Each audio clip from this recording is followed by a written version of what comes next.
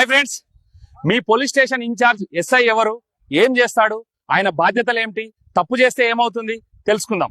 ఒక ఎస్ఐ భుజం పైన 2 స్టార్లు, అలాగే భుజం కింద ఒక ఎరుపు తాడు, ల్యాండ్యార్డ్ అంటారు. ఇవి చూసి ఎస్ఐని గుర్తించవచ్చు. ఎస్ఐ ఎఫ్ఐఆర్ రాసి కేసులను ఇన్వెస్టిగేట్ చేస్తాడు, చట్టం ప్రకారం అరెస్ట్ చేస్తాడు, చార్జ్ షీట్ సిద్ధం చేసి నిందితుడిని కోర్టుకు హాజరుపరుస్తాడు. లా అండ్ ఆర్డర్ చూసుకుంటాడు. ఎస్ఐకి అధికారం ఉంది, కానీ చట్టానికి లోబడి పనిచేయాలి. ఒక ఎస్ఐ సివిల్ డిస్ప్యూట్స్ లో, అనగా భూమి అండ్ డబ్బుల విషయాల్లో ఇంటర్ఫేర్ చేయకూడదు. అలాగే ఒక మనిషిని అక్రమంగా అరెస్ట్ చేయకూడదు. ఇలా అక్రమంగా అరెస్ట్ చేసినందుకు తెలంగాణ హైకోర్టు ఒక హైదరాబాద్ పోలీస్ ఎస్ఐని అరెస్ట్ చేసి 4 వారాలు జైలు శిక్ష అండ్ డిపార్ట్మెంటల్ యాక్షన్ వేసింది.